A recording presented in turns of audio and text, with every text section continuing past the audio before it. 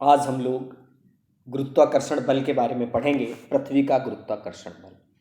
देखिए, किसी भी वस्तु को आप अगर ऊपर से छोड़ते हैं, कोई बिना बल लगाए तो भी वो नीचे आती है, तभी भी वो नीचे आती है। कि आप जैसे किसी गेंद को ऊपर से छोड़ दीजिए, किसी पत्थर को ऊपर से छोड़ दीजिए, तो क्या होगी, वो सीधे नीचे आएगी। तो इससे क्या प्रदर्शित होता है, कहीं ना कहीं कोई पृथ्वी में कोई बल है और वो पृथ्वी प्रत्येक वस्तु को अपने केंद्र की ओर खींचती है। चलिए बात करते हैं कौन सा बल है। ये गुरुत्वाकर्षण बल है और इसकी खोज सर आइजैक न्यूटन ने की। कैसे की, इस पर थोड़ा चर्चा कर लेते हैं। न्यूटन अपने सेब के बगीचे में बैठे हुए होते हैं।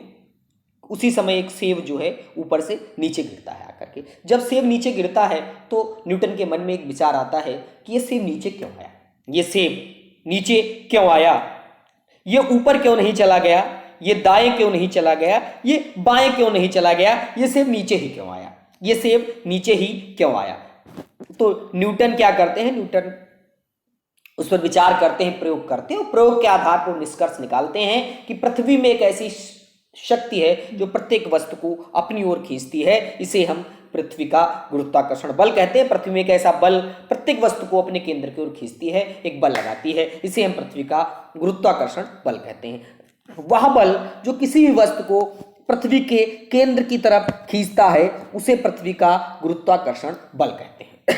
वह बल जो किसी वस्तु को पृथ्वी के केंद्र की तरफ खींचता है उसे हम पृथ्वी का गुरुत्वाकर्षण बल कहते हैं, उसे हम पृथ्वी का गुरुत्वाकर्षण बल कहते हैं। ठीक, इसे सर आइजैक न्यूटन ने गुरुत्वाकर्षण का नियम कहा और इसका प्रतिपादन 1687 में किया।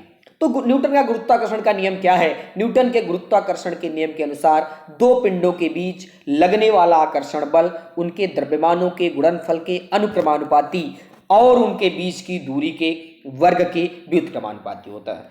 न्यूटन के गुरुत्वाकर्षण नियम के अनुसार दो पिंडों के बीच लगने वाला गुरुत्वाकर्षण बल उनके द्रव्यमानों के गुणनफल के अनुक्रमानुपाती तथा उनके बीच की दूरी के वर्ग के व्युत्क्रमानुपाती होता है। दो पिंडों के बीच लगने वाला गुरुत्वाकर्षण बल उनके द्रव्यमानों के गुणनफल के अनुक्रमानुपाती तथा उनके बीच की दूरी के वर्ग के व्युत्क्रमानुपाती होता है। F बराबर F proportional to m1 m2।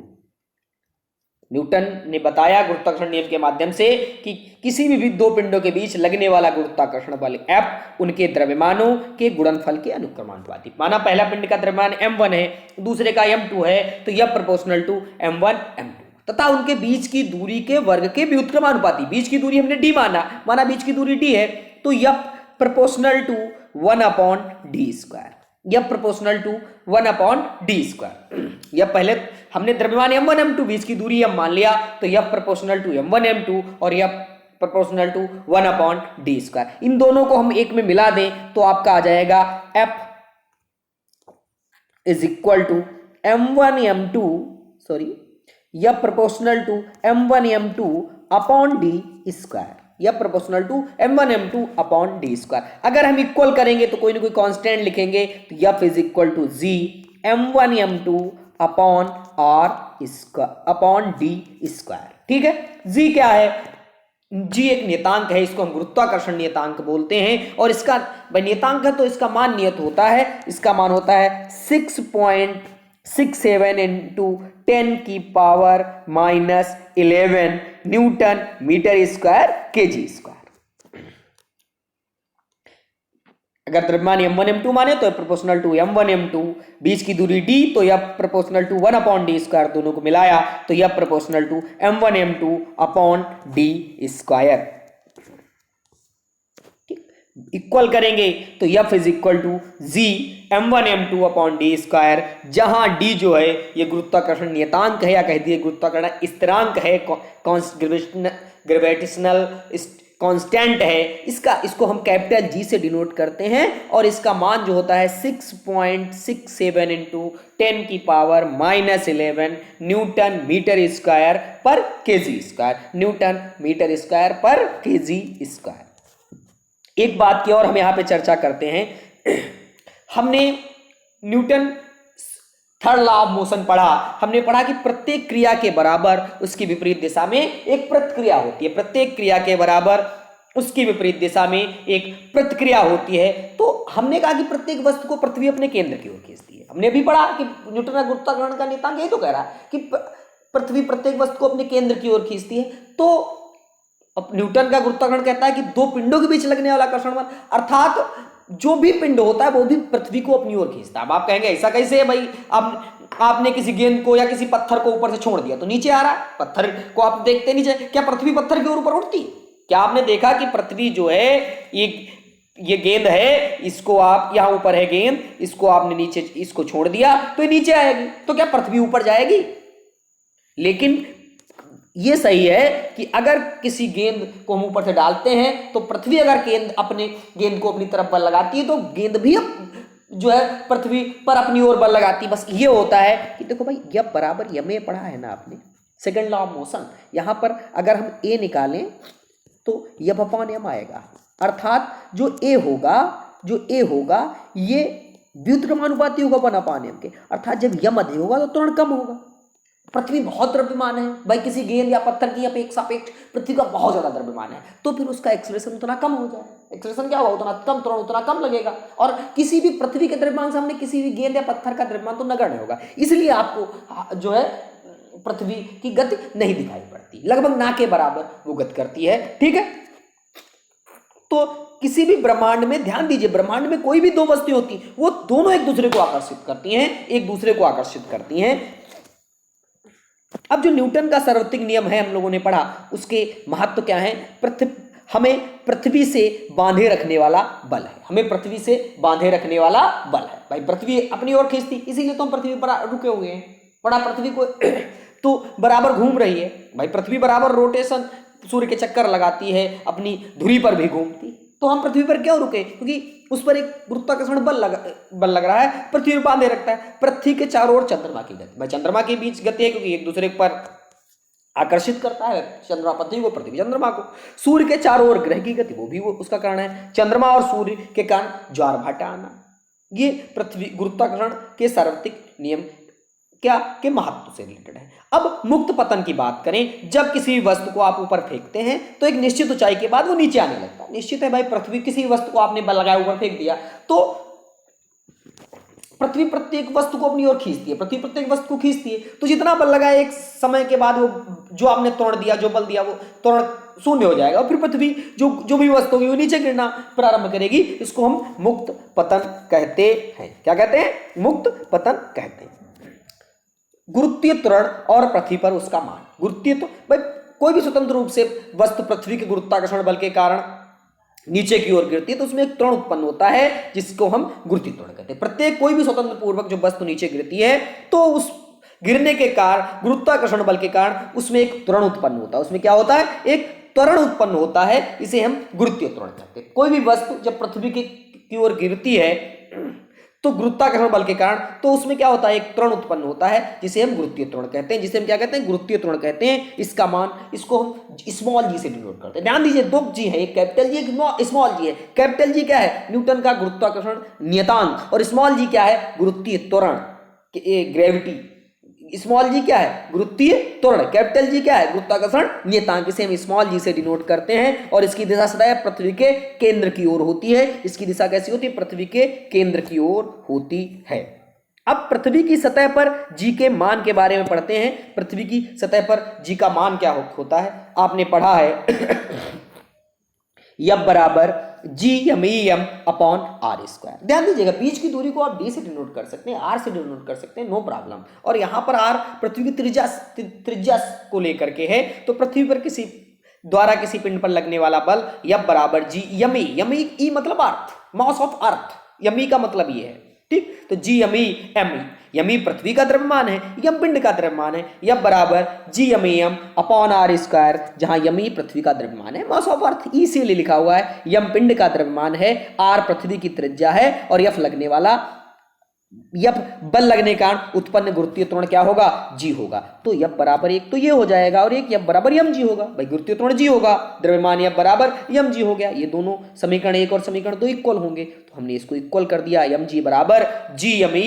M upon R E square. अब यम काट दो, यहां पर भी एक थोड़ा सा कैपिटल, यहां अगर इस कैपिटल है तो यहां भी कैपिटल होना चाहिए था, कोई बात नहीं, ये कट जाएगा।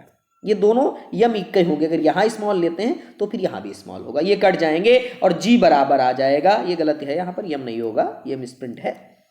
जी बराबर G M E upon R square, G बराबर G M E upon R square. ये क्या हो गया, पृथ्वी का जो गुरुत्वीय त्वरण है उसको के लिए फार्मूला हो गया। आपको पता है कैपिटल जी का मान ये होता है 6.67 इंटू 10⁻11 न्यूटन मीटर स्क्वायर के जी स्क्वायर। पृथ्वी की त्रिज्या भी निश्चित है 6.4 × 10⁻6 मीटर। पृथ्वी की त्रिज्या भी निश्चित है, ऐसा थोड़ा पृथ्वी की त्रिज्या घटती बढ़ती रहती है, पृथ्वी की त्रिज्या भी निश्चित है और गुरुत्वाकर्षण नियतांक भी निश्चित है। तो जी बराबर हम इसमें मान डालते हैं और सॉल्व करेंगे तो 9.8 मीटर पर सेकेंड स्क्वायर आ जाएगा, 9.8 मीटर पर सेकेंड स्क्वायर आ जाएगा। और अगर हम, ये बहुत बार क्वेश्चन आता है एग्जाम में, गुरुत्वीय त्वरण और स्मॉल जी और कैपिटल जी में संबंध। स्मॉल जी, दो क्वेश्चन बहुत इंपॉर्टेंट है कि स्मॉल जी और कैपिटल जी में संबंध, एक स्मॉल जी और कैपिटल जी में अंतर। तो ध्यान दीजिएगा, हम संबंध की बात करते हैं तो जी बराबर होता है G M E upon R square. G बराबर स्मॉल जी बराबर capital G M E upon R square, small G बराबर capital G M E upon R square. अब अंतर की बात कर लेते हैं, ये भी बढ़िया क्वेश्चन है, पूछा जाता है एग्जाम में, गुरुत्वीय त्वरण और गुरुत्वीय स्थिरांक में अंतर, या कह दीजिए स्मॉल जी और कैपिटल जी में अंतर। तो इसके दोनों के मान अलग अलग होते हैं। इसका मान 9.8 मीटर पर सेकंड स्क्वायर होता है, इसका मान 6.67 इंटू 10⁻11 न्यूटन मीटर स्क्वायर और के जी स्क्वायर होता है। गुरुत्वीय त्वरण जी का मान 9.8 मीटर पर सेकंड स्क्वायर, इसका मान कितना 9.8 मीटर पर सेकंड स्क्वायर, और गुरुत्वीय स्थिरांक का मान होता है 6.67 इंटू 10⁻11 होता है। गुरुत्वीय त्वरण जी का मान क्या होता है 9.8 मीटर पर सेकंड स्क्वायर, और इसका कैपिटल जी का मान होता है 6.67 इंटू 10⁻11 न्यूटन मीटर स्क्वायर के जी स्क्वायर। इसका मान भिन्न भिन्न स्थानों पर भिन्न भिन्न। ध्यान दीजिए, गुरुत्वीय जो त्वरण है पृथ्वी पर और होता है, चंद्रमा पर और होता है, अन्य ग्रहों पर और होता है। भाई चंद्रमा पर जो पृथ्वी का गुरुत्वीय त्वरण होता है पृथ्वी का 1/6 होता है। पृथ्वी का क्या होता है 1/6 होता है, पृथ्वी का क्या होता है 1/6 होता है। जबकि स्थिरांक जो गुरुत्वाकर्षण नियतांक है या स्थिरांक कह लीजिए, उसका मान नियत रहता है। देखिए जिसके नाम जिसमें लिखा है नियतांक क्या स्थिरांक, स्थिरांक का मतलब होता है जिसका मान स्थिर रहे। तो चाहे जिस ग्रह पर चले जाएं, इसका मान जो कैपिटल जी है पूरे ब्रह्मांड में बराबर रहेगा। जबकि गुरुत्वीय त्वरण का मान भिन्न भिन्न जगहों पर भिन्न भिन्न होता है, अन्य अन्य ग्रहों पर अलग अलग है। कई जगह 0 भी पाया जाता है गुरुत्वीय त्वरण का मान, तो इसका मान अलग अलग होता है। जबकि गुरुत्वाकर्षण नियतांक का मान एक ही होता है। इसका मात्रक क्या है कि स्मॉल जी का जो मात्रक है मीटर पर सेकंड स्क्वायर है, और इसका कैपिटल जी का जो मात्रक है न्यूटन मीटर स्क्वायर के जी स्क्वायर है। इसका मात्रक मीटर पर सेकंड स्क्वायर, इसका मात्रक न्यूटन मीटर स्क्वायर के जी स्क्वायर है। यह एक सदिश राशि है। गुरुत्वीय त्वरण क्या है एक सदिश राशि है, और जबकि गुरुत्वीय स्थिरांक क्या है यह एक अदिश राशि है। यह एक सदिश राशि है, यह एक अदिश राशि है। ठीक है,